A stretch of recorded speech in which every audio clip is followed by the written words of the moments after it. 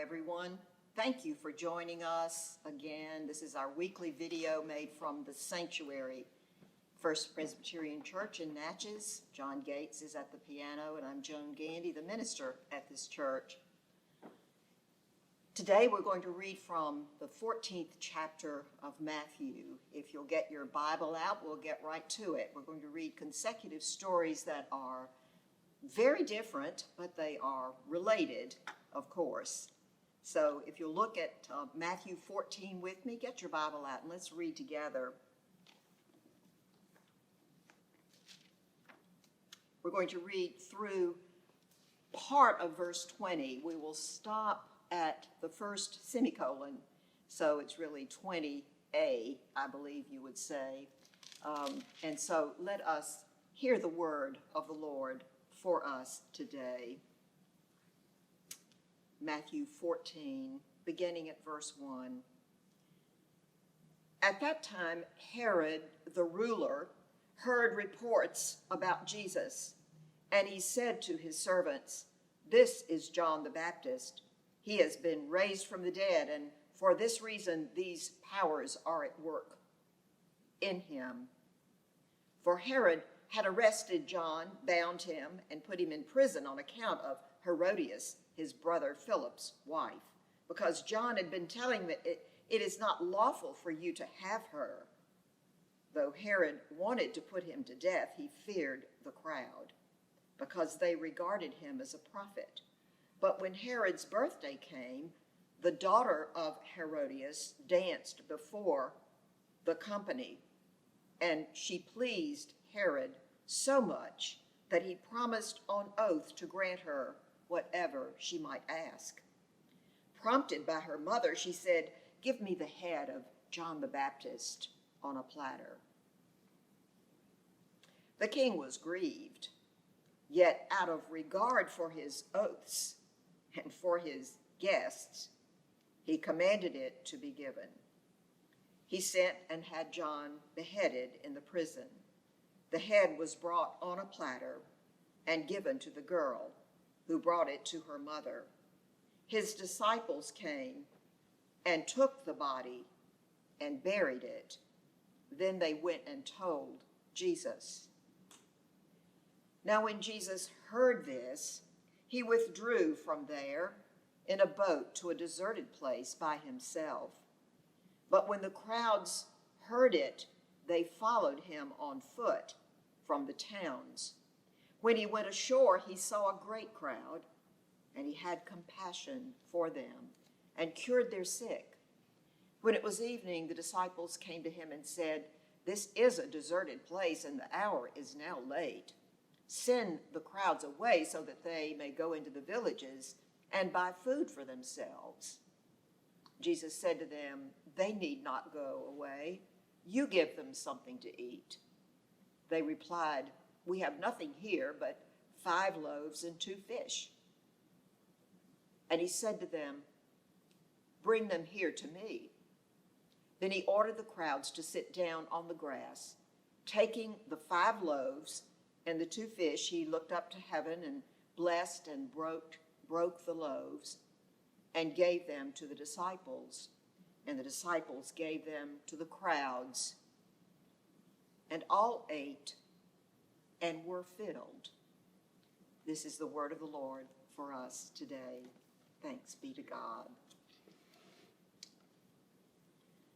I believe that you would agree these consecutive passages draw a sharp line between the world of Jesus Christ and the world of the Roman Empire. And that is pretty much what I'd like for us to think about in this time we have together. If we put the 2 passages side by side, we see first the worldly king, Herod, who is only a puppet king. He's a weak man who is superficial and witless, who offhandedly, casually perpetrates violence against others. And in contrast, we see Jesus, a real king, the only king with real power, the power to transform lives. He teaches gentleness, peace, kindness, And we see him creating and nurturing life rather than snuffing it out, rather than disrespecting the order of God's good creation. King Herod is the son of Herod the Great. He is a Roman ruler in the land where Jesus was ministering during this time of his life on earth. Herod heard of the work of Jesus and became fearful because Jesus attracted so many people to follow him. So Herod told his servants, "I believe this Jesus is the resurrected John the Baptist."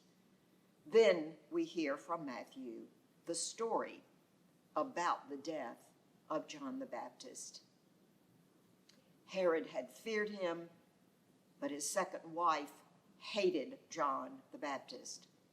So when the daughter of Herodias danced at a party given on Herod's birthday, he was so pleased with her that he promised anything that she wanted. Of course, her mother prodded her, and she asked for the head of John the Baptist. And as we read, Herod agreed, had him killed, and his head removed and brought to her on a platter. This is a dark and violent story. It's about the tragic death of someone who was important and even dear to Jesus. We're told that when he heard the news, he felt that he needed to go and be by himself for a little while, and especially to go and pray alone. So he went to one of the deserted places that he knew as a good place to be alone and pray. But the crowds easily found him. What happens next reveals some important characteristics of the life and work of Jesus and of Jesus the person. We know that Jesus came as fully divine, but I think it is the human Jesus that so often teaches us things that we need to hear, that we need to try to emulate. Consider the powers at work that evening in the palace when Herod agreed to cut off the head of John the Baptist, as opposed to the powers at work when Jesus met the crowds at the time he had tried to seek solitude. No doubt the disciples sought the same comfort of solitude that Jesus had. They were there near him. But the crowds that had been following Jesus would not be deterred by this hope for some silence and some time to be alone and to pray. They hastened around the long way and they found Jesus where he was. So, of course, when Jesus saw them, he had compassion on them. They were carrying in their arms people who were sick and who needed healing. They were coming to him knowing of his ability to heal and to cure, knowing of his ministry that gave good news to those who had so little of it ever given to them in their lives.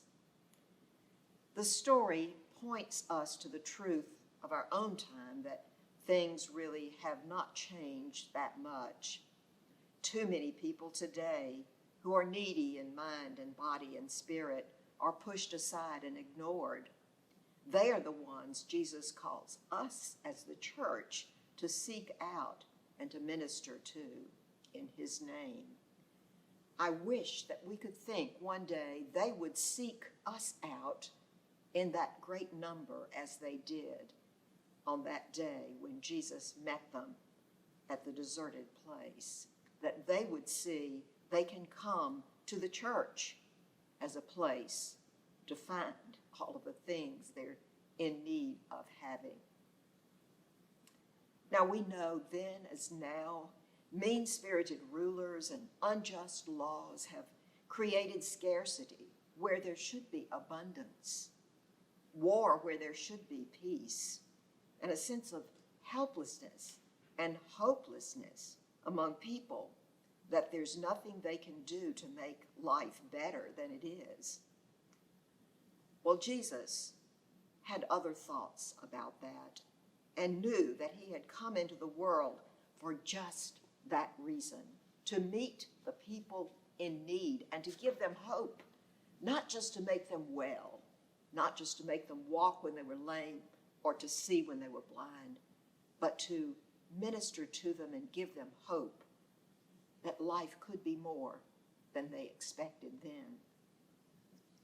So on the hillside that day, the disciples worried that it was growing late and people had no food. And they wanted Jesus to send the people away. But you know the story. Jesus said, no, don't send them away. You feed them yourself. You feed them. Well, they were astounded. They didn't know what he meant. And they told him they had only this little bit of bread and this little bit of fish. This would feed only a few people, they knew. And there were thousands of people there to be fed. Well, bring that food to me, Jesus says. Bring it to me. And Jesus took the food from the disciples and he looked at the crowd and he told them to sit down on the grass. Then he looked up to heaven and he blessed and broke the bread and he gave it to the disciples to distribute. And it was enough. It was more than enough. There were leftovers, as there always are leftovers when Jesus feeds us. He sends us with those bountiful leftovers to feed all of those who were not able to be at the bountiful meal where he is host. Jesus taught many lessons on this day. Perhaps the most beautiful and meaningful is that even in his own time of need and heartache, he was able to suppress his own needs, to set them aside, and to see this opportunity to serve his Father in heaven, this opportunity to do what he had come to do. He would meet the needs of others on this day, as he always did. He is able to give generously from a heart that had been broken only a short while before. Jesus gives life and love and food and hope and simply gives of himself.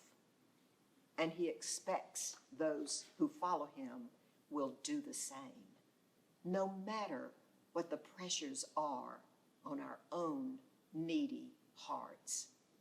This is a precious story and a lesson for us today from God's beautiful word. Thanks for being here, and thanks be to God. God be with you in this day.